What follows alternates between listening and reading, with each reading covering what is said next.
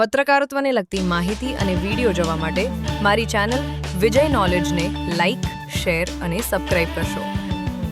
પત્રકારત્વનો ઇતિહાસ, ગુજરાતી પત્રકારત્વના વિકાસ અને સામાજિક પ્રભાવના યથાસ્થિતિ. ગુજરાતી પત્રકારત્વનો આરંભ. ગુજરાતી પત્રકારત્વનો પ્રારંભ 1 જુલાઈ 1852ના રોજ શ્રી મુંબઈના સમાચાર નામના અખબારથી થયો હતો. આ અખબારને ફરદુનજી મર્જબાને શરૂ કર્યો અને 1855માં તે દૈનિકમાં ફેરવાઈ ગયો.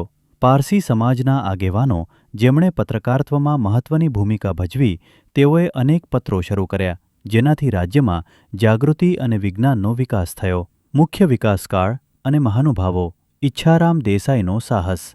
1880ના દાયકામાં ઈચ્છારામ દેસાઈ દ્વારા ગુજરાતી અખબારના માધ્યમથી પત્રકારત્વને રાજકીય અને સામાજિક રીતે મજબૂત બનાવવામાં આવ્યું. તેમના લેખો દેશની રાજકીય સ્થિતિને ઉજાગર કરે છે. સામાજિક સંવાદિતા માટે મહાનુભાવો. નર્મદ અને કરસનદાસ મુલજી જેવા મહાનુભાવો સામાજિક સંવાદિતા માટે પત્રો ચલાવતા હતા, જે સમાજમાં જાગૃતિના પલટાવમાં મહત્વની ભૂમિકા ભજવે છે. ગાંધીજીનો નવજીવન.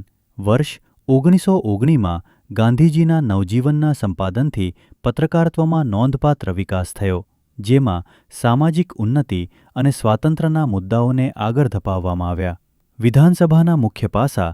ગણતરીના પાસામાં સામાજિક, રાજકીય, સાહિત્યિક, મહિલાઓ અને બાળકોના મુદ્દાઓને પ્રાધાન્ય આપવામાં આવ્યું. રાજકીય લેખનનો વિકાસ ઈચ્છારામ દેસાઈ સાથે શરૂ થયો, જ્યારે સાહિત્યિક અંક ગુજરાતી સાહિત્યના વિકાસમાં મહત્વપૂર્ણ યોગદાન આપ્યું.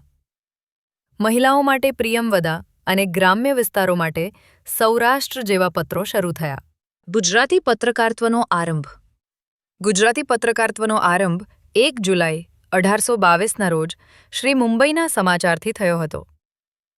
આ સમયગાળામાં સામાજિક સુધારણા અને જાગૃતિ માટે પત્રકારત્વનો ઉપયોગ શરૂ થયો. આ પ્રારંભે વિવિધ શહેરોમાં અખબારોની સ્થાપના થઈ, જેમ કે અમદાવાદમાં વર્તમાન અને સુરતમાં લોકમિત્ર. અત્યાર સુધીના મુખ્ય તબક્કા. પારસી આગેવાનોનું યોગદાન.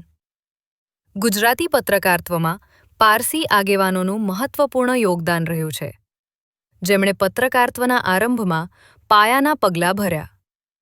રાજકીય જાગૃતિ. રાજકીય જાગૃતિ લાવવામાં પત્રકારત્વે મહત્વની ભૂમિકા ભજવી છે, ખાસ કરીને ગાંધીજીના સમયગાળામાં. મહિલાઓ અને બાળકો પર કેન્દ્રિત પત્રો.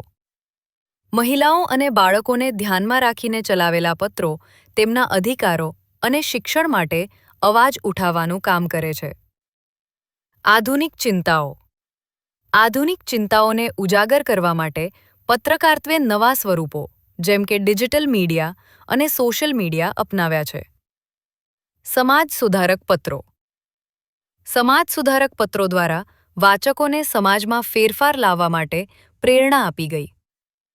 સાહિત્યિક અંક. સાહિત્યિક અંક દ્વારા ગુજરાતી સાહિત્યને નવી ઊંચાઈઓ પર પહોંચાડવા માટે પત્રકારત્વે મહત્વપૂર્ણ યોગદાન આપ્યું. Yellow journalism. યેલો જર્નાલિઝમ દ્વારા અતિશય વિચારો અને ધ્યાન ખેંચવા માટેના વિષયો રજૂ કરવામાં આવ્યા. ગુજરાતી પત્રકારત્વના વિશેષ અંગો. ગુજરાતી પત્રકારત્વે સમાજ અને ભાષાના વિકાસમાં મહત્વપૂર્ણ યોગદાન આપ્યું છે. વર્ષ 1822માં ગુજરાતી પત્રકારત્વમાં વ્યાવસાયિકતા અને મિશનરી ભાવનાના આધારભૂત તત્વો શરૂ થયા. વર્ષ 1850માં ભાષા અને લેખન શૈલીમાં સવિશેષતાનો વિકાસ થયો, જેના પરિણામે લોકપ્રિય સામાયિકો ઉદ્ભવ્યા.